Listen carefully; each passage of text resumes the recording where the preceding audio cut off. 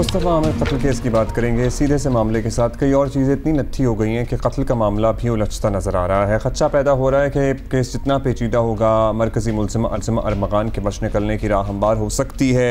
मुलज़िम अरमगान को जुमे के रोज़ कराची की इंसदाद दहशतगर्दी अदालत में पेश किया गया। पुलिस का मौक़िफ़ था सहाफ़ी को ज़ख्मी करने के मुकदमे में मुलज़िम से तफ्तीश करनी है। अदालत ने मुलज़िम को 4 रोज़ा जिस्मानी रिमांड पर पुलिस के हवाले कर दिया। और उस वक्त अरमगान के खिलाफ मुकदमात की तादाद जो है ना, वो आपको बता दें कि प्रोसिक्यूशन को भी मालूम नहीं है कि कितनी है।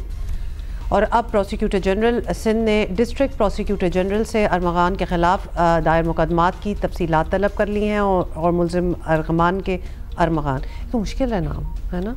अरमगान के खिलाफ इस वक्त मंशियात फरोशी, वकील को धमकाने और दीगर वारदातों के मुकदमात ज़िला साउथ में दर्ज हैं। अच्छा जी, अब बात हो रही है कि अरमगान के खिलाफ इतने ज़्यादा केसेस बन गए हैं कि कत्ल जैसा संगीन जुर्म जो है वो कहीं पीछे रह जाए। काशिफ मुश्ताक हमारे साथ मौजूद हैं, उनसे मालूम करते हैं। काशिफ, किस स्टेज पर है जो कत्ल का बुनियादी मुकदमा है वो इस वक्त? अब्दुल्ला हुमा, देखिए आपने बिल्कुल सही तरीके से बताया कि मुख्तलिफ मुकदमात जो हैं वो अरमगान के खिलाफ दर्ज हैं और इसकी तफसीलात माजी में भी जो है सामने आई हैं। इब्तिदाई तौर पर ये बताया गया था कि 11 मुकदमात हैं, उसके बाद मजीद चीजें सामने आई हैं। आपको बताया कि जितने भी मुकदमात अरमगान के खिलाफ दर्ज हैं उसमें फायरिंग का बहुत ज्यादा जिक्र है। जब पुलिस जो है वो अरमगान के घर पहुंची है और वहां भी जो फायरिंग का तबादला हुआ, उसमें जो असला बरामद किया गया, अब तक उस असले का भी कुछ पता नहीं चल सका।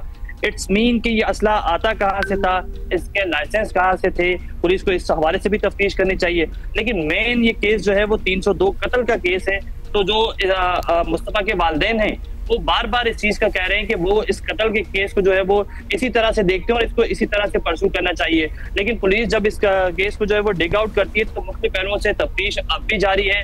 बताया जा रहा है कि ना सिर्फ FIA तफ्तीश कर रही है बल्कि मुख्तलिफ इदारे अब जो है वो मुख्तलिफ पहलुओं से तफ्तीश कर रहे हैं। लेकिन आया क्या ये तफ्तीश आगे बढ़ रही है? तो इस तरह हमें ये लगता है कि मुख्तलिफ बयानात सामने आ गए, इंटेरोगेशन रिपोर्ट सामने आ गई, चाहे वो शिराज की हो, अरमगान की हो या फिर दीगर जो लोग इस हवाले से जुड़े हुए हैं उनकी हो। लेकिन ये केस बहुत ज्यादा मजबूत अब नजर नहीं आ रहा है, चाहे वो CIA हो। आपको बताएं कि जो कायमा कमेटी के हवाले से पुलिस की जो टीम है उन्होंने जब ब्रीफिंग दी तो वो कायमा कमेटी जो थी वो भी ब्रीफिंग से बहुत ज्यादा मुतमईन नहीं हुई और इस हवाले से उन्होंने बाकायदा एक लेटर जारी किया है और उस लेटर में ये चीज दर्ज की है कि मुख्तलिफ पॉइंट्स उसमें लिखे गए हैं कि उन पॉइंट्स पर जो है वो जो काशिफ सुने, इस केस में बहुत से केसेस हैं, बहुत से पहलू हैं। ड्रग्स का एलिमेंट है, कत्ल का एलिमेंट है, इलीगल, बिल्कुल इलीगल अपना वो सॉफ्टवेयर हाउस चलाने का, बहुत से एवेन्यूज हैं।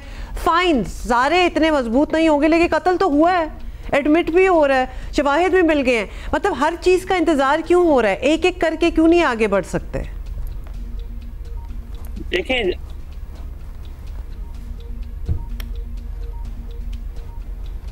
कर रहे हैं तो उनमें चीजें सामने आ रही हैं, जैसे कि FIA की जानिब से CIA को ये कहा गया कि आपने जो 68 लैपटॉप जो वहां से बरामद किए उस हवाले से हमें बताएं कि जो दीगर लैपटॉप्स हैं वो कहां से जो है वो सामने आए और हमें वो नहीं बताया गया। जब FIA हवाले से बताया गया कि 18 मजीद लैपटॉप बरामद कर लिए गए। अब जो 18 मजीद लैपटॉप बरामद किए गए उनके और जो पहले 68 लैपटॉप बरामद किए गए थे उन तमाम तरह के जो पासपोर्ट हैं वो पासवर्ड जो है वो CIA की जानिब से नहीं फराम किए जा रहे हैं। बताया जा रहा है कि जो अरमगान के मेन 3 मोबाइल फोन थे और एक लैपटॉप था उसमें इन तमाम तरह चीजों की तफसीलात है, वो तफसीलात देंगे तो इस हवाले से कॉल सेंटर की डिटेल सामने आएगी। तो इस तरह से मुख्तलिफ डिटेल जो है चाहे वो मुख्तलिफ पहलुओं से हो, देखिए हर चीज सेकेंडरी, मतलब वो उसका जाली कारोबार हो, फ्रॉड का कारोबार हो या और चीजें हो, इस वक्त प्राइमरी केस जो है उस पर सबकी तवज्जो मरकूज होनी चाहिए। प्राइमरी केस इस कत्ल का केस, उसमें जो फोरेंसिक होने थे, जो DNA वगैरह आना था, वो जो कारपेट के सैंपल लिए गए थे,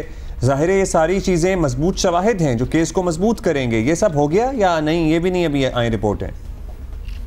बिल्कुल ये सारी चीजें हो गई हैं, DNA रिपोर्ट भी सामने आई है और उसमें जो है वो वाज़ेह तौर पर ये चीज सामने आई कि जो कारपेट से DNA मैच किया गया वो मुस्तफा का DNA मैच हुआ उसकी वालदा से। उसके बाद जो गाड़ी से जो डेड बॉडी मिली थी उस हवाले से जो कवर कुशाई की गई और वहां से जो सैंपल लिए गए वो भी मैच कर लिए गए। देखें इसमें ये बहुत ज्यादा इंपॉर्टेंट है कि जो टीम कत्ल के हवाले से तफ्तीश कर रही है उसको स्पेसिफिकली कत्ल के हवाले से तफ्तीश करनी चाहिए और जो भी शवाहिद मिले हैं वो कोर्ट में पेश करने चाहिए। लेकिन इस हवाले से अब आपको बताएं कि जो मनशियात का केस है वो मजीद फैलता जा रहा है। एक साहिर नामी शख्स को जो है वो गिरफ्तार किया गया और उससे जब इंटेरोगेशन की गई तो मजीद 12 नाम सामने आए। अब उन 12 नामों को जो है वो शामिल तफ्तीश कर लिया गया है। इस अरमुगान और मुस्तफा को जो कत्ल किया गया अरमुगान की जानिब से, इसमें एक लड़की का बयान सामने आया, फिर उस लड़की का बयान लिया गया, उस हवाले से उसने मजीद कुछ नाम बता दिए। अब उन पे पुलिस इंटेरोगेशन कर रही है। तो हमें ये लगता है कि इस केस को बहुत ज्यादा उलझाया जा रहा है, जबकि ये 302 का केस है और इसमें जो चाहे वो शिराज की इंटेरोगेशन रिपोर्ट हो या अरमुगान की इंटेरोगेशन रिपोर्ट हो, दोनों की इंटेरोगेशन रिपोर्ट में वाज़ेह तौर पर ये बताया गया है किस तरह। ये देखें, आप जो कह रहे हैं ना, आप जो कह रहे हैं कि ऐसा लग रहा है कि केस को जो है उलझाया जा रहा है, इसको ऑन टॉप कौन बैठा हुआ है इस केस के? क्योंकि अगर तो ये हो रहा है, अगर ये डिलिबरेट एफर्ट है कि इस केस को फैला दो इस तरह कि आगे बात जा ही ना सके, तो this in itself is a case कि क्यों इसको इस तरह किया जा रहा है। अब इसको एक होता है ना, एक बंदा ऑन टॉप पे बैठा होता है जो स्पीयर हेड कर रहा है, जो देख रहा है कि किस तरफ जा रहा है। वेयर आर दोज पीपल, ताकि वो केस को बिल्कुल स्ट्रीमलाइन रखे एक एक करके। Exactly, who are those people? Which officer is actually heading the कत्ल का केस? वरना तो इस तरह तो ऑब्वियसली कोई बात कभी निकलनी नहीं है। एंड रिमेंबर, ये केस स्टार्ट हुआ था मुस्तफा आमिर कत्ल केस से स्टार्ट हुआ था, फिर अरमगान की बाकी चीजें निकली हैं। देखिए, बाकी का जो मुकदमा है वो साउथ पुलिस की थाने में दर्ज हुआ और उसके बाद इन्वेस्टिगेशन शुरू हुई और वो इन्वेस्टिगेशन जो है वो एवीसीसी को ट्रांसफर हुई। सबसे पहले जो है वो एसएसपी एवीसीसी जो है वो इसको लीड कर रहे हैं इस केस को, ये समझने की बहुत ज्यादा जरूरत है। उसके बाद डीआईजी सीआईए को जो है वो इसको सरबरा बनाया गया और उससे कहा गया कि जो है वो इस केस को लीड किया जाए। लेकिन ये केस जब मजीद फैला तो एसएसपी एसआईयू को भी जो है वो इसमें इन्वॉल्व कर लिया गया, उसके बाद एफआईए को इन्वॉल्व कर लिया गया, आप सीटीडी भी इन्वॉल्व। उनको छोड़ दें अभी आप। डीआईजी सीआईए या एसएसपी एवीसीसी ये लोग ब्रीफिंग देते हैं आपको, या आप जब राब्ता करते हैं तो क्या बताते हैं, क्या प्रोग्रेस है? देखिए, डीआईजी सीआईए मुख्तलिफ पहलुओं से ब्रीफिंग देते हैं, लेकिन उनकी भी ब्रीफिंग कोई बहुत ज्यादा क्लियर नजर नहीं आती है। आप जब डीआईजी सीआईए से बात करते हैं तो उनकी जानिब से कहा जाता है कि चूंकि केस। चलिए, शुक्रिया काशिफ। हम डीआईजी सीआईए से कह देंगे कि ये प्लेटफॉर्म हमारा हाजिर है। एसएसपी एवीसीसी अगर बताना चाहें कि इस कत्ल की तफ्तीश कहां तक पहुंची, हम लाइव बैठे हैं यहाँ पे, you can join us and you can tell us about it.